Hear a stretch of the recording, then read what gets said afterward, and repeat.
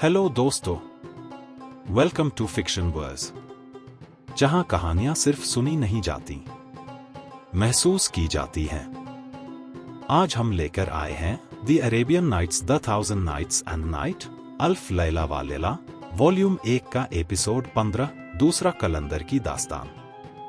दोस्तों, यह किस्सा उन अजीबोगरीब और रहस्यमय यात्राओं में से है जहां किस्मत इंसान को ऐसे मोड़ पर ला खड़ा करती है जहां से लौटना नामुमकिन होता है। यह कहानी है उस कलंदर की जिसने अपना राज खोलते हुए हमें अपने सफर की दास्तान सुनाई। एक ऐसा सफर जिसमें इश्क भी है, रहस्य भी और मौत का साया भी।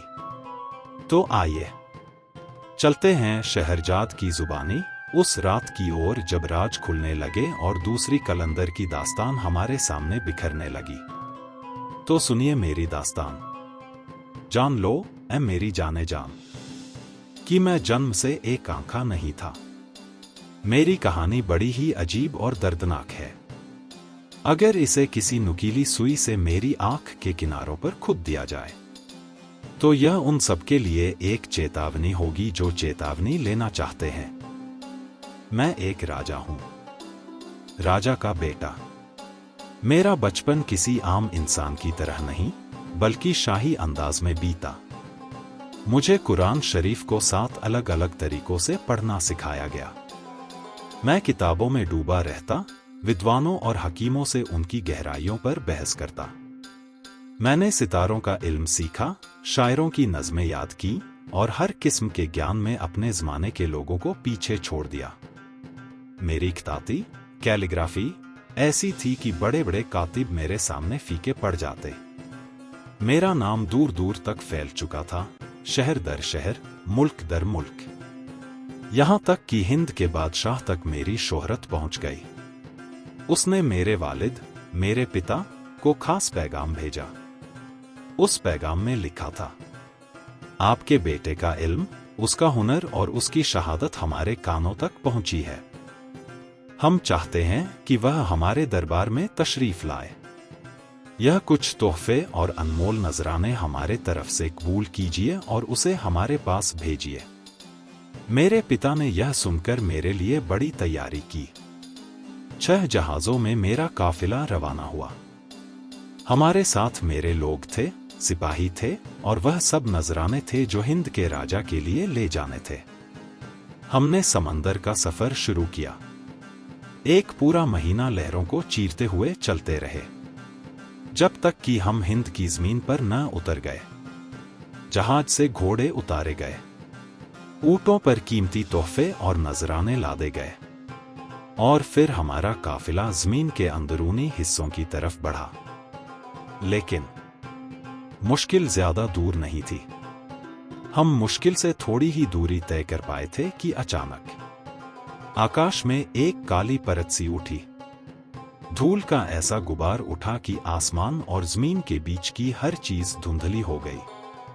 हमने ठिठक कर उस ओर देखा और फिर धीरे धीरे जब धूल का पर्दा हटने लगा तो सामने का मंजर देखकर हमारी रूह कांप उठी। 50 सवार, लोहे की जिरहबख्तर पहने, हाथों में चमकती बर्छियां, मानो भयंकर शेर हों जो शिकार पर टूट पड़ने को तैयार हैं। मैंने अपने साथियों से कहा, देखो, यह तो डाकू लगते हैं, रास्ता रोकने वाले, बेरहम अरबी डाकू। उन्होंने हमारी तरफ देखा और हमें गिनकर जाना कि हम तो बस 4 आदमी हैं और हमारे पास 10 ऊंट हैं जिन पर तोहफे और खजाना लदा है। अचानक उनकी आंखों में वह लूट की चमक उतर आई। वह चिल्लाए, हल्ला बोलो, और सबके सब हम पर तूफान की तरह टूट पड़े। हमने हाथ उठाकर उन्हें इशारे से रोकना चाहा, जैसे कह रहे हों, ठहरो, हम हिंद के महान राजा के दूत हैं, हमें नुकसान मत पहुंचाओ। लेकिन उन्होंने ठहाका लगाया और कहा, हम उस राजा की सल्तनत में नहीं रहते, न हम उसके हुक्म मानते हैं। यहां वही होगा जो हम चाहेंगे। और फिर उनकी बर्छियां चमक उठी। उन्होंने हमारे गुलामों को काट डाला। कुछ सिपाही भाग खड़े हुए। मैं भी अपनी जान बचाने को भागा, लेकिन मेरी बाह में एक गहरी चोट लगी। खून बह निकला। पीछे उन लुटेरों की नजर अब सोने चांदी और ऊंटों पर थी। वे तोहफों को लूटने लगे और मैं घायल हालत में अंधेरे की तरफ भागता चला गया। मैं भागता ही चला गया। न मुझे पता था कि मैं कहाँ जा रहा हूं, न यह कि आगे क्या होगा। एक वक्त था जब मैं ताकतवर था, और अब बिखरा हुआ, गुमनाम और लहूलुहान, थका हारा, घायल और बेबस। आखिरकार मैं एक पहाड़ की चोटी तक पहुंचा। वहां मुझे एक गुफा मिली और उसी में मैंने रात बिताई, अपने नसीब को कोसते हुए। रात उस गुफा में जैसे तैसे कटी। मैं दर्द से कराहता रहा और कब नींद आई मुझे पता भी न चला। लेकिन जैसे ही सुबह की पहली किरणों ने पहाड़ की चोटियों को छुआ, मैंने फिर से सफर शुरू कर दिया। मेरे शरीर में अब भी चोट की टीस थी, लेकिन जीने की चाह मुझे आगे बढ़ा रही थी। कई दिनों तक भटकने के बाद आखिरकार मेरी नजर एक खूबसूरत शहर पर पड़ी। क्या कहूं, मानो अल्लाह ने उस वक्त मेरे लिए रहमत का दरवाजा खोल दिया हो। सर्दी अब विदा हो रही थी और बहार अपने फूलों के साथ दुनिया का स्वागत कर रही थी। नन्ही कलियां शाखों पर मुस्कुरा रही थी। नदियां गुनगुनाती हुई बह रही थी। परिंदे मीठी तान छेड़ रहे थे। हर तरफ जिंदगी लौट आई थी। वह शहर यूं लग रहा था जैसे जन्नत का कोई टुकड़ा हो। जैसे किसी शायर ने कहा है, यह जगह है डर और खौफ से महफूज। यहां अमनो चैन का राज है हर सू। इसके हुस्न से निखरते हैं इसके लोग, जैसे जन्नत में रहते हों इसके बाशिंदे। मैं इस नज़ारे को देखकर कुछ पल के लिए अपनी सारी तकलीफें भूल गया। लेकिन हकीकत यह थी कि मैं बेहद थका हुआ था। मेरा चेहरा पीला पड़ चुका था भूख और कमजोरी से। हालत इतनी खराब थी कि मुझे खुद नहीं पता था अब कहाँ जाऊं, किसके पास ठहरूं। इसी उलझन में मेरी नजर एक छोटे से दर्जी की दुकान पर पड़ी। वह अपनी दुकान के कोने में बैठा कपड़े सी रहा था। मैंने हिम्मत जुटाई, उसके पास जाकर कहा, अस्सलामुअलैकुम। वह दर्जी चौंका, फिर मुस्कुराया और बोला, वालेकुम अस्सलाम अजनबी, आओ बैठो। खैरियत तो है? तुम्हारा हाल बहुत नाजुक लग रहा है। उसकी आवाज में अपनापन था। मैं उसकी गर्मजोशी देखकर कुछ पल के लिए पिघल गया। मैंने उसे अपनी पूरी दास्तान सुनाई। कैसे मैं एक राजा का बेटा हूं, कैसे सफर में लुट गया, कैसे सब कुछ खोकर यहां तक पहुंचा। वह ध्यान से सुनता रहा। उसकी आंखों में मेरे लिए हमदर्दी झलक रही थी। फिर उसने गहरी सांस ली और धीमे स्वर में कहा, अरे नौजवान, तुम्हें यह बात किसी और को नहीं बतानी चाहिए। तुम्हें शायद पता नहीं है, लेकिन इस शहर का बादशाह तुम्हारे वालिद का सबसे बड़ा दुश्मन है। तुम्हारे खून का बदला उसके सर पर है। अगर उसे तुम्हारी पहचान का जरा भी इल्म हो गया, तो तुम्हारी जान को खतरा है। उसकी बात सुनकर मेरा दिल जोर से धड़कने लगा। मैंने कांपते हुए कहा, तो फिर मैं क्या करूं? कहां जाऊं? कौन मेरी मदद करेगा? दर्जी ने मेरे कंधे पर हाथ रखा और नरमी से बोला, फिक्र मत करो। जब तक मैं हूं, तुम्हें कोई छू भी नहीं सकता। आओ, पहले कुछ खा पी लो। भूख और कमजोरी ने तुम्हें तोड़ रखा है। उसने अपने पास से खाना और पानी मेरे सामने रख दिया। मैं भूखा तो वैसे था कि रोटी का टुकड़ा भी नेमत लगता, लेकिन उसका अपनापन देखकर मेरी आंखें भर आईं। मैंने कहा, अल्लाह तुम्हें सलामत रखे। तुम्हारी मेहरबानी मैं कभी भूल नहीं पाऊंगा। वह हंस पड़ा और बोला, खाओ खाओ, बातें बाद में होंगी। मैंने खाया पिया। और वह भी मेरे साथ बैठकर खाने लगा। हम देर तक बातें करते रहे। जाने अनजाने मैंने पहली बार किसी अजनबी से इतना सुकून महसूस किया। शाम ढलने लगी, रात का अंधेरा फैल गया। दर्जी ने अपनी दुकान का सामान समेटा और मेरे लिए एक कोने में जगह बनाई। उसने एक गलीचा बिछाया, ऊपर से एक कंबल दिया और कहा, आराम करो, तुम थके हुए हो, सुबह तक तुम्हें नींद और सुकून चाहिए, बाकी कल देखेंगे। उसकी इंसानियत और सादगी ने उस रात मेरी टूटी हुई उम्मीदों को फिर से जिंदा कर दिया। मैं उस दर्जी के पास 3 दिन तक टिका रहा। उसने मेरी खूब खातिरदारी की, लेकिन चौथे दिन उसने मुझसे बड़ी संजीदगी से पूछा, बेटे, क्या तुम्हें कोई ऐसा काम आता है जिससे तुम अपना गुजारा कर सको? मैंने थोड़ी हिचकिचाहट के साथ जवाब दिया, मैं शरीयत के इल्म में माहिर हूं, फिक्र और तालीम का उस्ताद हूं, इल्म और फन का दरिया हूं। हिसाब किताब में भी उस्तादी हासिल है और मेरी लिखावट ऐसी है कि बड़े बड़े कातिब भी पीछे रह जाए। वह कुछ पल मुझे देखता रहा, फिर गहरी सांस लेकर बोला, ऐ नौजवान, यह सब हुनर अपनी जगह, लेकिन हमारे शहर में इनकी कोई कद्र नहीं। यहां न कोई विज्ञान समझता है, न लिखाई पढ़ाई, बस एक ही चीज की अहमियत है, और वह है पैसा कमाना। उसकी बात सुनकर मेरी रगों में निराशा दौड़ गई। मैंने उदासी से कहा, अल्लाह की कसम, मुझे इसके अलावा और कुछ नहीं आता। वह कुछ सोचकर बोला, तो सुनो, अपनी कमर बांधो, हाथ में कुल्हाड़ी लो और एक रस्सी, जंगल जाओ और लकड़ियां काट कर लाओ। यही रोजी कमाने का सबसे सीधा रास्ता है। जब तक अल्लाह कोई और बंदोबस्त नहीं करता, यही काम करो। और हाँ, याद रखना, अपनी असली पहचान किसी को मत बताना, वरना तुम्हारी जान पर बन आएगी। मेरे पास और कोई चारा नहीं था। उसने मेरे लिए एक कुल्हाड़ी और एक मजबूत रस्सी खरीदी और मुझे कुछ लकड़हारों के हवाले कर दिया। उनके साथ मैं जंगल जाने लगा। दिन भर पेड़ों की डालियां काटता, लकड़ियां बटोरता और शाम को अपने सिर पर गट्ठर उठाकर शहर लौटता। वहां उन्हें बेचता, बदले में आधा दीनार मिलता। आधे पैसे से खाने पीने का सामान लेता और बाकी बचा लेता। इस तरह मैं पूरा साल इसी काम में गुजारता रहा। एक राजा का बेटा, जो कभी शानो शौकत में पला, अब रोजाना लकड़ी का गट्ठर ढो रहा था। लेकिन यही मेरी मजबूरी थी।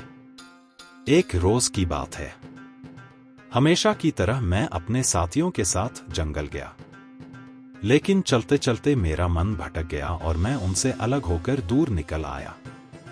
कुछ ही देर में मैं एक नीची और घनी जगह पर पहुंचा। वहां लकड़ियों की भरमार थी। मैंने सोचा, वाह, यह तो कमाल की जगह है, यहां से तो अच्छा गट्ठर बनेगा। मैं अंदर घुसा और एक बहुत बड़े, पुराने और टेढ़े मेढ़े पेड़ के ठूंठ पर नजर पड़ी। वह जड़े जमाए बैठा था। मैंने कुल्हाड़ी उठाई और उसके चारों ओर की मिट्टी ढीली करने लगा। मिट्टी हटाता गया, जमीन खोदता गया। मेरी सांसें तेज हो गई थीं। पसीना माथे से टपक रहा था। हर वार के साथ मुझे लग रहा था जैसे मैं सिर्फ लकड़ी नहीं, अपनी किस्मत को भी काट रहा हूं, खोद रहा हूं, और शायद उसे बदलने का रास्ता तलाश रहा हूं। मैं उस पुराने पेड़ के ठूंठ के पास खोदता ही जा रहा था कि अचानक ठक, मेरी कुल्हाड़ी किसी धातु की चीज से टकराई। आवाज ऐसी थी जैसे किसी छुपी हुई दुनिया का दरवाजा खुलने को हो। मैंने मिट्टी और हटाई। देखा, वहां एक चमकदार तांबे की अंगूठी जड़ी हुई है। मेरा दिल तेजी से धड़कने लगा। ये क्या है? मैंने बुदबुदाया। कांपते हाथों से उस अंगूठी को पकड़ा और जोर से खींचा।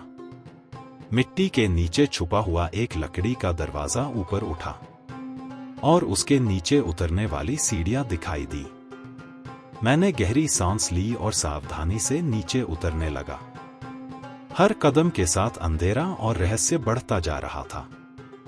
सीढ़ियों के आखिर में एक बड़ा दरवाजा था। मैंने उसे धीरे से खोला और सामने जो नजारा था उसने मेरी सांसें थाम दी। मैं एक शानदार हॉल में खड़ा था। दीवारें मजबूत पत्थरों से बनी थीं, सजावट अनमोल थी। लेकिन इन सबसे बढ़कर वहां एक हसीन रूहानी हूर मौजूद थी। वो जैसे किसी मोती को पिघलाकर इंसान का रूप दे दिया गया हो।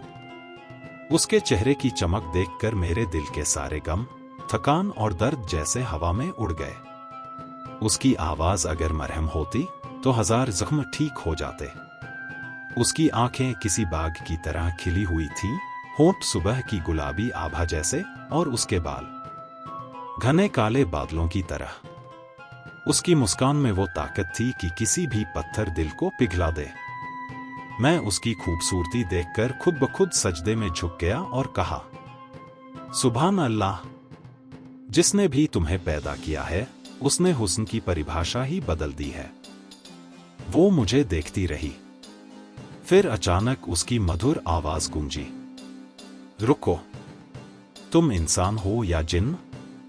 मैंने सिर उठाया और धीमे स्वर में कहा, मैं इंसान हूं।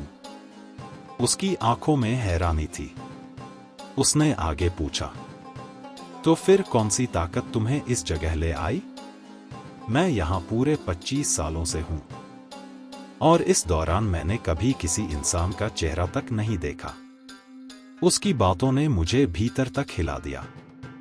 मैंने गहरी सांस लेकर जवाब दिया, ए हसीन परी, ये मेरी तकदीर थी, मेरी मजबूरी, मेरी किस्मत ही मुझे यहां लाई है। मैंने जो दर्द और हादसे झेले हैं उन्हें सुनोगी तो तुम्हारा दिल भी पिघल जाएगा। फिर मैंने उसे अपना पूरा हाल सुनाया, राजा का बेटा होने से लेकर लुटेरों के हमले तक, जख्मी होकर भागना और फिर लकड़ियां काटने तक की सारी दास्तान। वो मेरी कहानी सुनते सुनते रो पड़ी। उसकी आंखों से आंसू मोतियों की तरह गिर रहे थे। उसने कांपती आवाज में कहा, तुम्हारी हालत वाकई बेहद दर्दनाक है, लेकिन अब मेरी सुनो, मेरी भी कहानी उतनी ही दर्द भरी है। मैंने ध्यान से उसकी ओर देखा। उसने आह भरी और कहना शुरू किया, मैं इफ्तितामुस राजा की बेटी हूं जो अबनुस द्वीपों का मालिक है। मेरे पिता ने मेरा विवाह मेरे चचेरे भाई से किया था, लेकिन मेरी शादी की रात एक खतरनाक इफरीत जिसका नाम था जिर्जीस बिन रजमूस मुझे उठा ले गया। वो शैतान इब्लीस का रिश्तेदार है। उसने मुझे अपनी ताकत से यहां लाकर कैद कर लिया। उसने इधर उधर इशारा करते हुए कहा, उसने मेरे लिए यहां सब कुछ जमा कर दिया, कपड़े, गहने, खाना पीना, हर चीज। लेकिन फिर भी ये जगह एक कैद खाना है।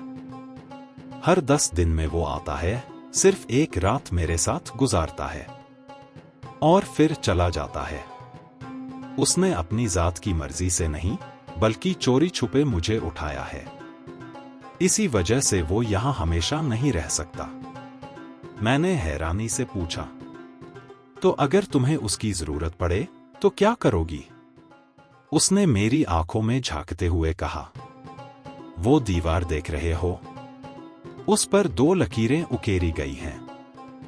अगर मैं कभी उन पर हाथ फेर दूं, तो चाहे दिन हो या रात, वो इफरीत फौरन आ जाएगा। वो मुझसे ऐसा वादा कर चुका है। ये सुनकर मेरे दिल में कई सवाल उठे, लेकिन साथ ही उस हसीना की मजबूरी, उसका दर्द, उसकी तन्हाई, सब कुछ मेरे दिल पर छा गया। उस हसीन और रहस्यमय युवती के साथ 4 दिन बीत चुके थे। उसके शब्द मेरे कानों में अब भी गूंज रहे थे। हर 10वें दिन वह शैतान इफरीत यहां आता है और एक रात बिताकर चला जाता है। अभी उसके आने में 6 दिन बाकी हैं। तो क्या तुम मेरे साथ 5 दिन यहीं रहोगे और उसके आने से ठीक 1 दिन पहले चले जाओगे? मैंने बिना सोचे समझे मुस्कुराते हुए कहा, हाँ, बिल्कुल हाँ। अल्लाह की कसम, अगर यह सब ख्वाब नहीं है तो दुनिया की सबसे खुशनसीब घड़ी मेरे सामने है। मेरे जवाब से वह युवती खिल उठी। उसकी आंखों की चमक मानो अंधेरे कमरे में सूरज की पहली किरण हो। वह झट से उठी, मेरा हाथ थामा और एक मेहराबनुमा दरवाजे से मुझे एक शानदार हम्माम बाथ में ले गई। हम्माम की दीवारें नक्काशी से सजी थीं, छत पर दीपक जगमगा रहे थे और चारों तरफ सुगंधित धुआं फैला था। वहां पहुंचकर उसने बड़े सलीके से कहा, अब अपने कपड़े उतारो। मैंने झिझकते हुए कपड़े उतारे और उसी पल उसने भी अपने रेशमी वस्त्र उतार दिए। हम दोनों एक साथ स्नान में उतरे। वह अपने नाजुक हाथों से मुझे स्नान कराती रही, मेरे सिर से पांव तक पानी बहाती रही। उसका स्पर्श इतना कोमल था कि मेरे दिल के सारे बोझ, सारी थकान, सब कुछ पिघलकर पानी के साथ बह गया। जब स्नान पूरा हुआ तो हम बाहर निकले। उसने मुझे एक ऊंचे दीवान पर बिठाया और गुलाब की खुशबू में भीगा हुआ ठंडा शरबत मेरे सामने रख दिया। हमने शरबत पिया, बातें की और फिर उसने बड़ी नरमी से कहा, अब तुम आराम करो, जरूर थक गए हो। मैंने शुक्रिया अदा किया और वहीं लेट गया। पता ही नहीं चला कब नींद ने मुझे अपनी आगोश में ले लिया। जब आंख खुली तो मैंने देखा कि वह युवती मेरे पैरों को अपने नाजुक हाथों से दबा रही थी। मैं उसकी इस ममता पर निहाल हो गया। मैंने दिल से उसे दुआएं दी। कुछ देर हम यूं ही बातें करते रहे। अचानक उसने आह भरते हुए कहा, खुदा की कसम, मैं तो इन 25 सालों से अकेली इस जमीन के नीचे रह रही थी। तन्हाई ने मेरा दिल बोझल कर दिया था। लेकिन आज अल्लाह का लाख लाख शुक्र है कि उसने मुझे कोई ऐसा भेजा है जिससे मैं दिल की बातें कर सकती हूं।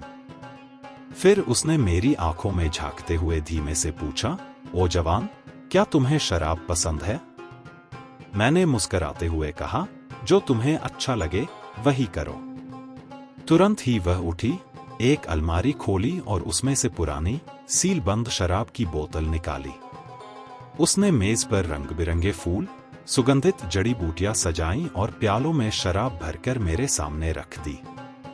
फिर अपने मीठे स्वर में गुनगुनाने लगी, अगर हमें पहले से पता होता कि तुम आने वाले हो तो हम अपने दिलों के टुकड़े बिछा देते, अपनी आंखों की पुतलियां तुम्हारे कदमों में बिछा देते, गालों को कालीन बना देते और पलके बिछाकर तुम्हारे कदमों का रास्ता सजाते।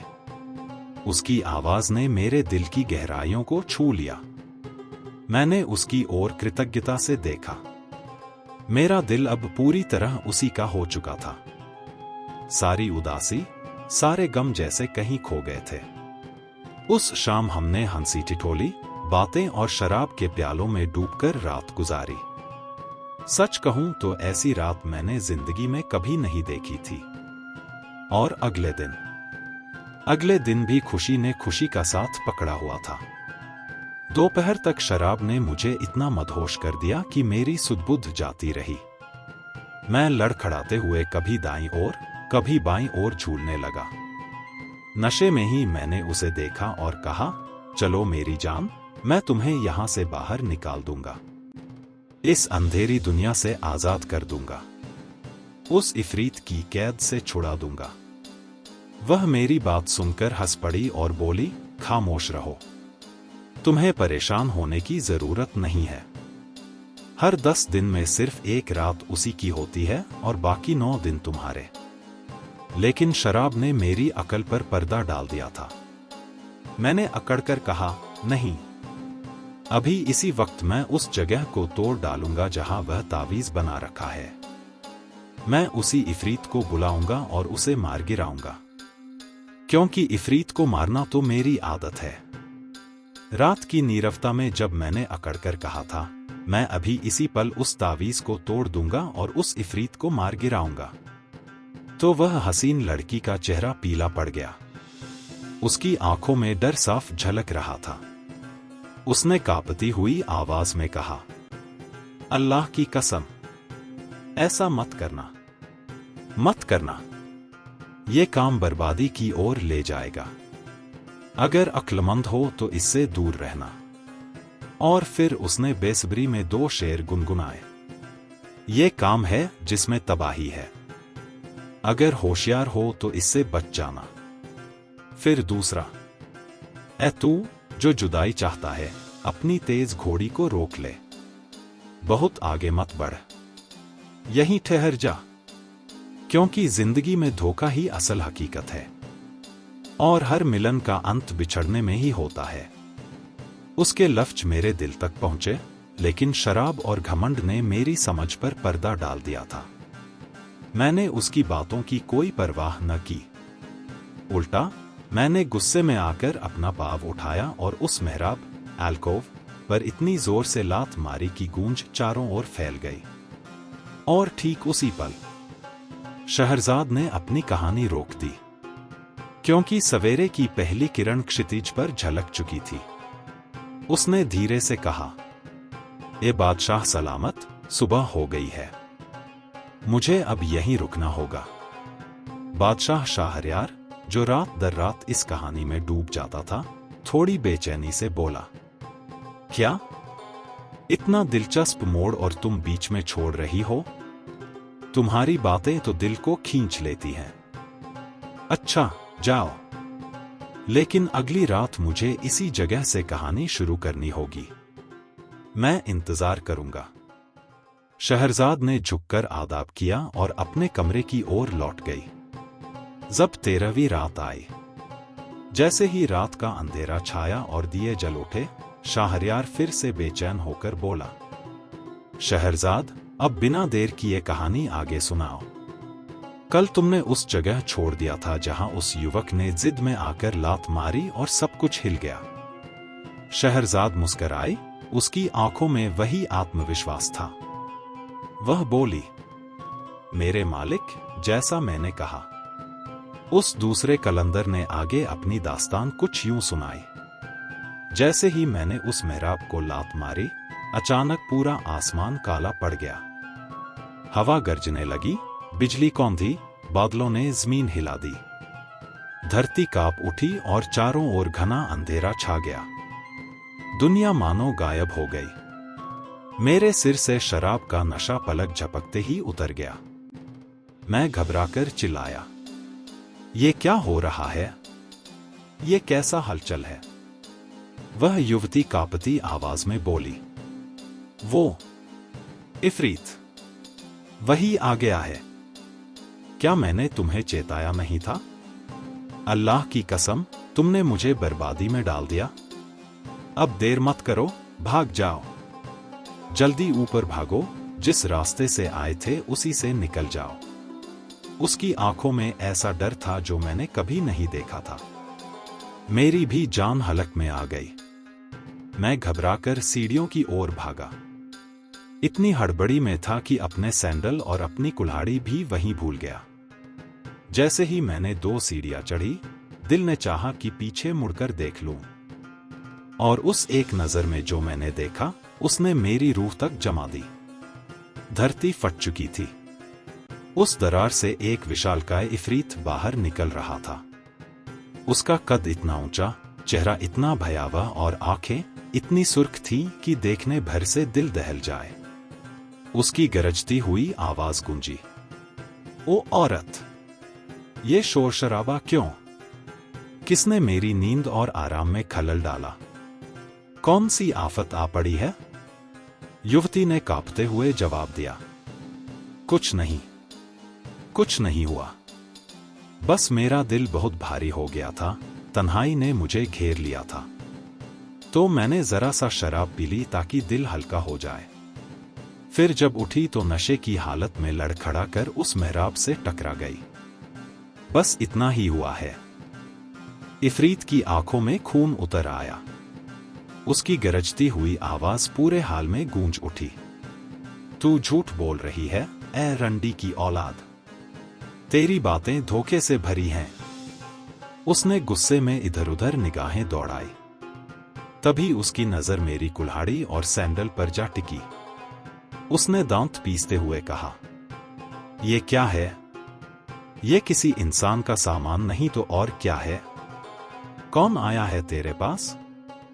किस नश्वर ने तेरी सोहबत की है? लड़की ने डरते डरते सफाई दी, मैं कसम खाती हूं, मैंने इन्हें आज तक कभी नहीं देखा। ये तो शायद तेरे ही कपड़ों से चिपककर यहां आ गए होंगे। अल्लाह गवाह है, मेरा इससे कोई वास्ता नहीं। लेकिन इफरीत और भड़क उठा। उसकी आंखें आग बरसा रही थीं। चुप, बदचलन, हरामजादी, तेरी बातों में कोई दम नहीं है। तू गुनाहगार है और आज मैं तुझे सजा दूंगा। इतना कहकर उसने उस बेचारी को पूरी तरह निर्वस्त्र कर दिया। फिर चारों कोनों में खूंटे गाड़कर उसके हाथ पांव बांध दिए, जैसे किसी को सूली पर चढ़ा दिया जाता है।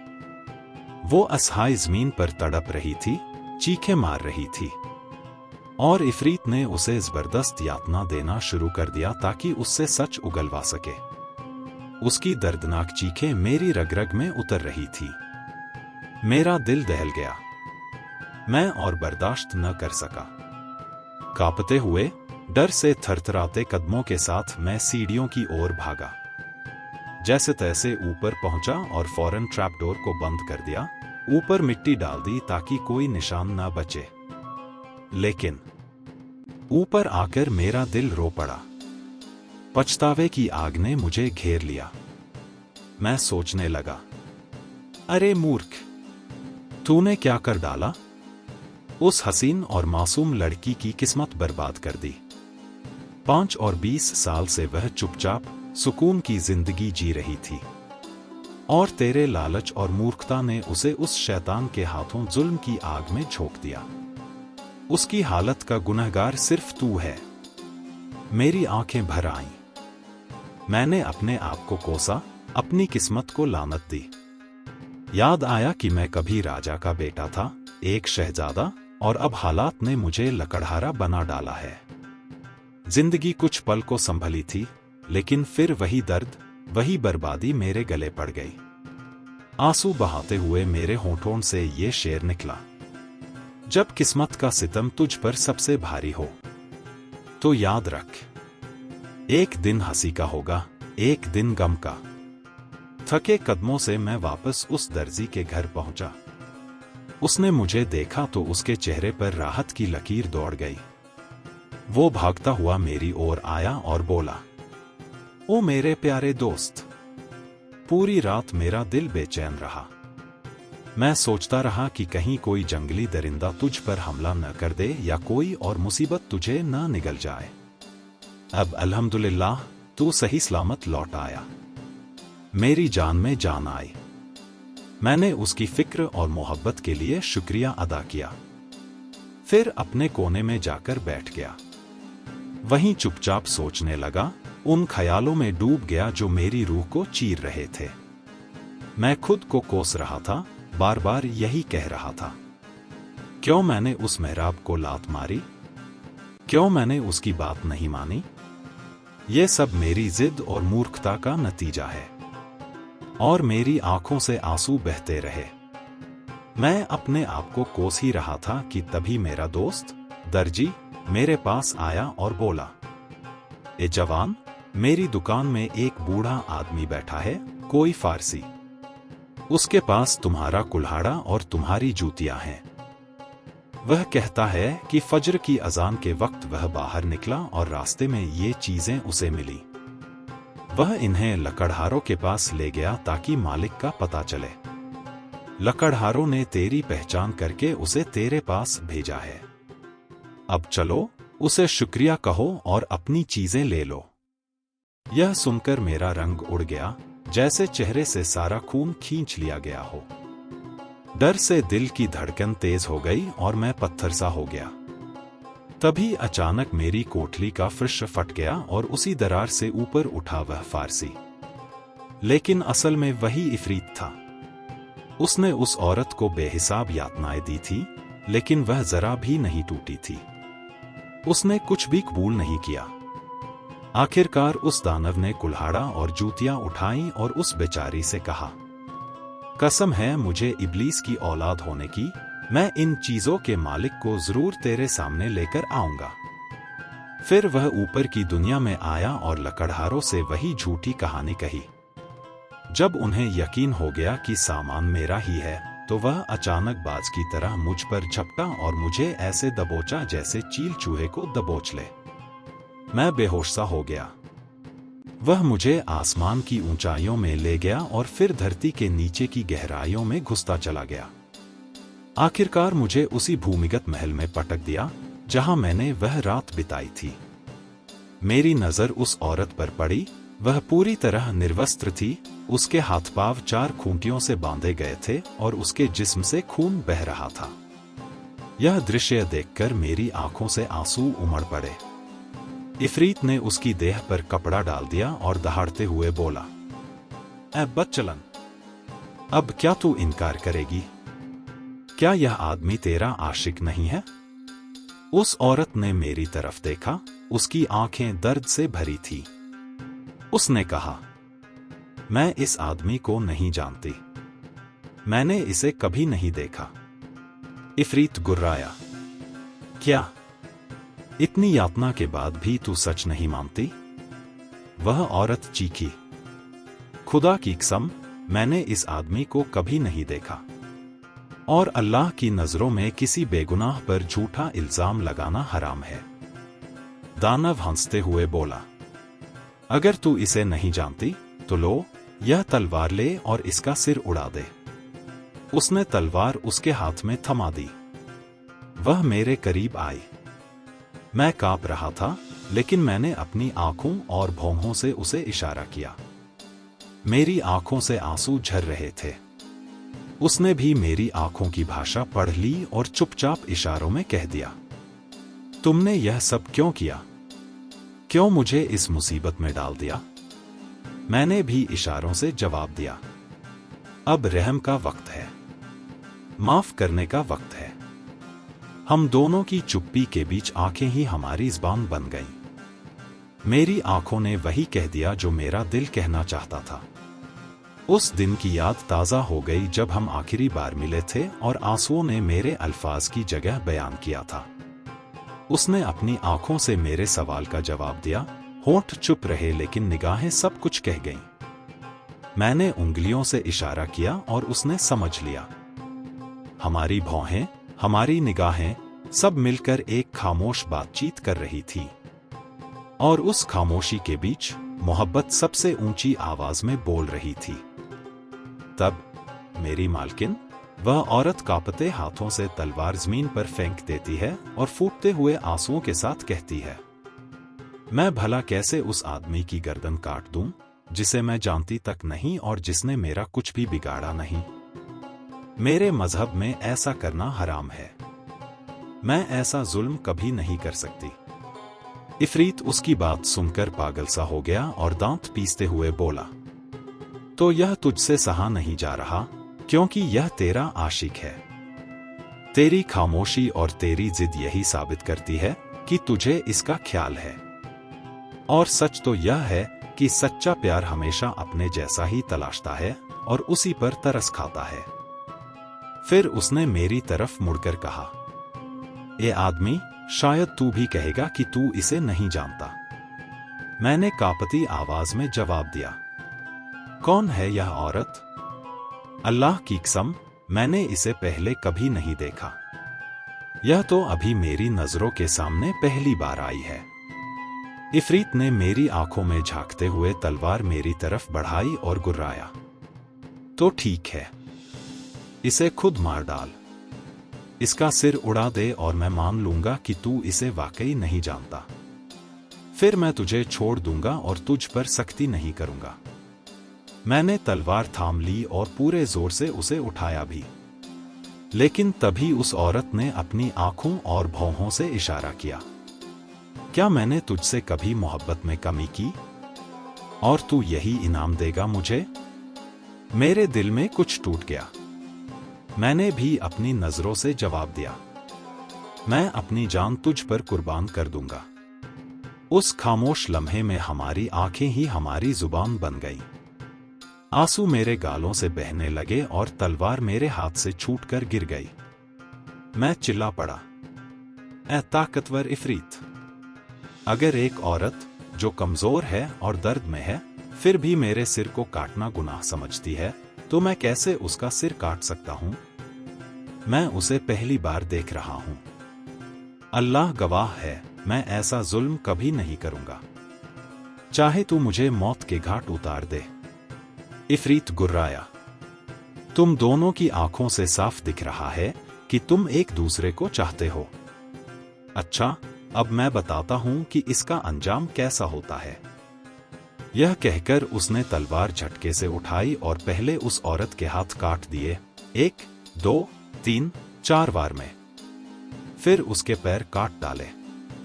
वह दर्द से तड़प रही थी और मेरी तरफ आखिरी बार मोहब्बत भरी नजरों से देख रही थी। मैं बेजान सा खड़ा था, जैसे मेरे पैर जमीन से चिपक गए हों। इफरीत ने पागलपन में दहाड़ लगाई। तूने अपनी आंखों से मुझे रुसवा किया, मुझे धोखा दिया और फिर एक ही वार में उसका सिर धड़ से अलग कर दिया। उसका लहूलुहान जिस्म जमीन पर ढेर हो गया। मेरी आंखें आंसुओं से धुंधली हो चुकी थी।